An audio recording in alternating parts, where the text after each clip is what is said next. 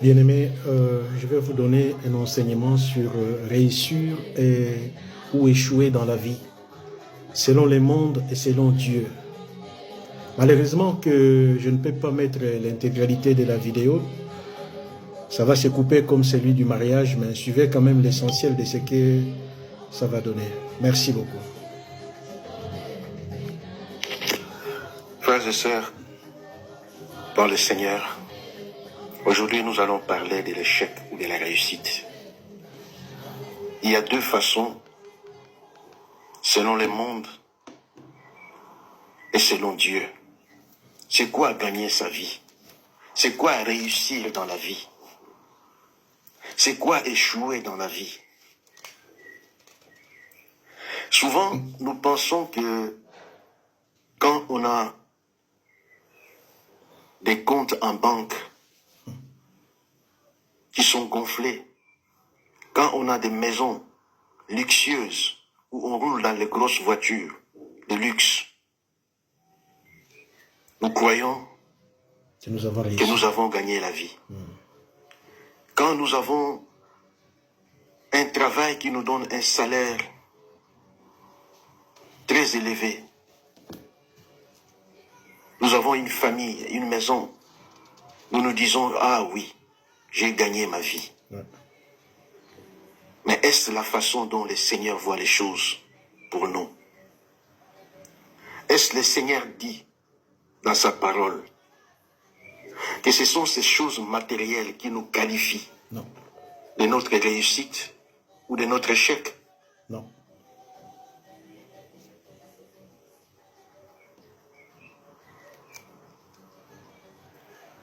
L'apôtre Paul dit à Timothée, dans 2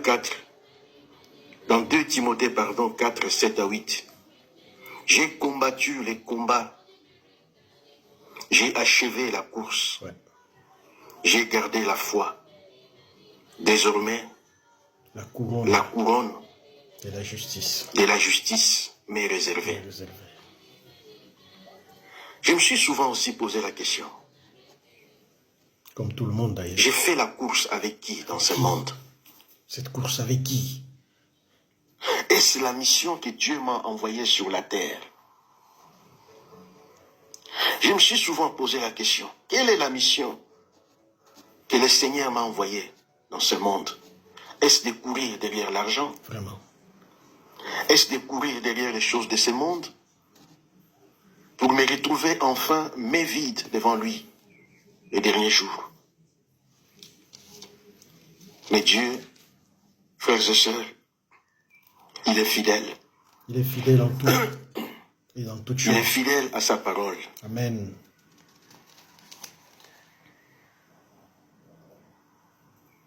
Je vais vous donner un exemple d'un homme très connu dans le monde. Mike Tyson. Le boxeur américain. Un jour, j'étais en train de suivre une émission dans laquelle il discutait avec ses amis. Écoutez, frères et sœurs. Il dit à ses amis, les 3 années de paix que j'ai eu à voir dans ma vie, ce sont les 3 ans que j'ai passés en prison. Vraiment. Oh.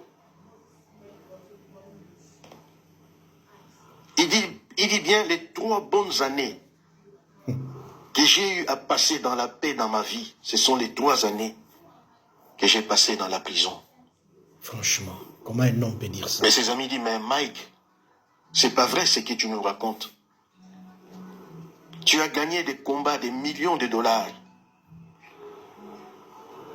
Comment est-ce que tu peux dire que les 3 ans que tu as passés en prison sont les 3 bonnes années de ta vie? Incroyable. Et Mike répondit, bien-aimé, suivez. Et Mike leur dit, Dieu peut tout te donner dans la vie, bien-aimé. Tout. Tu peux tout avoir. Il peut te donner tout ce que tu désires dans la vie. Mais il t'enlève la paix, la joie. Alors, à quoi te sert tout ton argent si tu n'as pas la paix? tu n'as pas la joie. Il dit, j'ai des millions, c'est vrai. J'ai fait des grands combats, c'est vrai. Mais est-ce que ces millions me donnent la paix? Est-ce que ces millions me donnent la joie? Des fois même, j'ai envie de prendre ces millions, de donner à tous ceux qui en à manquent. toutes ces personnes qui sont dans les manques. Et la parole nous rappelle aussi, la parole nous dit, à quoi sert de gagner le monde et de perdre ton âme? Marc 8, 36. Ouais. Bien-aimés dans le Seigneur, gagner la vie dans ce monde, ce n'est pas ce que Dieu entend de nous. C'est vrai, il nous demande que notre âme puisse prospérer à tout égard. Dieu ne nous fait pas pauvres. Non, il n'est pas Dieu pauvre. ne nous fait pas misérables. Parce que lui-même, il est mort pour que nous soyons. Il est le créateur de tout ce que nous voyons autour de nous. Ouais. Il veut que nous puissions vivre en paix. Il veut que nous puissions vivre dans la joie. Ouais. Mais que cette paix soit durable. Que cette joie soit durable. Et la paix ne vient qu'en marchant dans l'obéissance de la parole de Dieu. Amen. Et la paix ne vient que quand on réalise la volonté de celui qui nous a envoyés sur la terre. Gloire à Dieu. Quelle est la volonté? Quelle est, pardon, la volonté de Dieu dans ta vie sur la terre? Combien d'entre nous se posent la question de savoir pourquoi je suis venu dans ce monde? Quelle est la mission de Dieu dans ma vie sur cette terre? Est-ce que je suis venu au monde pour aller au travail, rentrer à la maison, faire des enfants, après mourir? Est-ce que c'est ça la mission que Dieu t'a envoyée sur la terre? Est-ce que c'est ce que Dieu a dit que tu feras sur la terre? C'est la question que moi aussi je me suis posée. Ouais. Je me suis longtemps posé cette question. Jusqu'à ce que le Seigneur réponde. Quelle est la volonté de Dieu dans ma vie?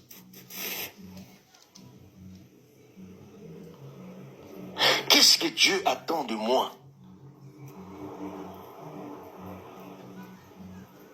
Quelle est la volonté du Seigneur pour mes enfants?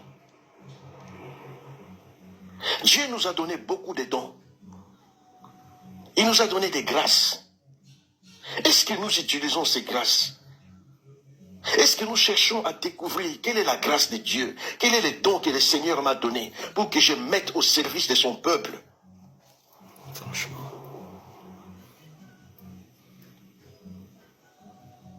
C'est la question la plus importante, bien-aimée. Et quand on se pose cette question,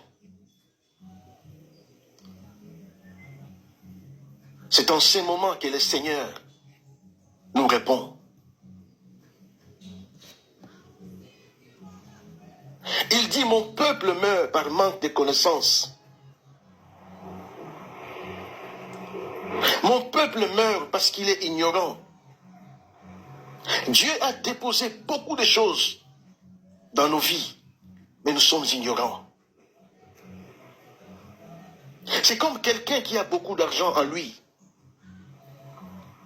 mais qui aille encore quémander l'argent ailleurs.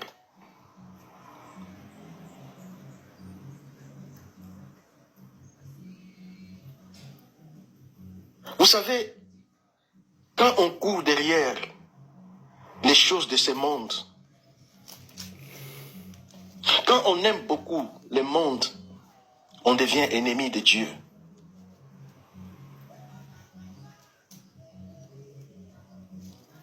Un jour, j'étais dans ma voiture, en train de conduire. Et le Saint-Esprit me dit, il était en train de m'enseigner, mais j'étais en train de conduire dans la voiture. Dieu, il peut t'enseigner. Il me dit, le diable ne s'intéresse pas à vos mariages.